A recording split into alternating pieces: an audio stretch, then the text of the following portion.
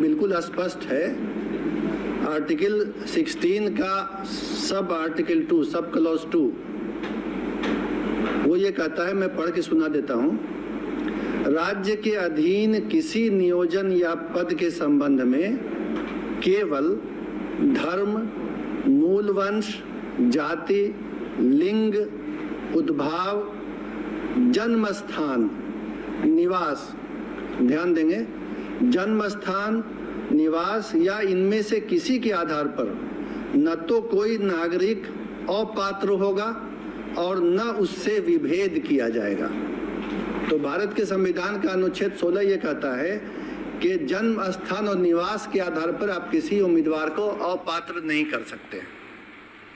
ये नहीं कह सकते हैं कि किसी राज्य से बाहर अगर किसी का जन्म स्थान या निवास है तो वो इस चयन प्रक्रिया में पात्र होने के लिए अपात्र है, अयोग्य है, ये नहीं किया जा सकता है। अगर ऐसी कोई प्रक्रिया चलेगी तो वो गैर कानूनी भी होगी और असंवैधानिक भी होगी। इसलिए ये संविधान के अंतर्गत कानूनी बाध्यता है कि निवास के आधार पर किसी को अयोग्य न किया जाए।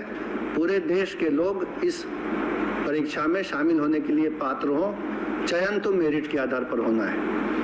अब ये हम देखेंगे कि इसके पहले क्या होता रहा है। बिहार लोक सेवा आयोग के स्तर पर पहले भी 3 बार परीक्षाएं ली गई हैं शिक्षक की नियुक्ति के लिए। वर्ष 1994 में, फिर वर्ष 1999 में और वर्ष 2000 में बिहार लोक सेवा आयोग ने इसी पद के लिए, शिक्षक के लिए परीक्षा ली थी। और तब भी यही नियम था उस परीक्षाओं में भी कि देश के किसी भी भाग का नागरिक परीक्षा में भाग ले सकता है और चयनित हो सकता है। और इसके आलोक में ही पहले चयन हुआ है।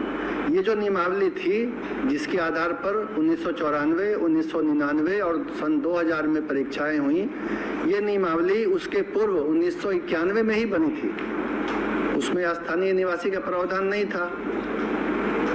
और इस कारण से इस बार भी जो बिहार लोक सेवा आयोग से परीक्षा होगी उसमें बिहार का निवासी होने का प्रावधान नहीं रखा जा सकता है।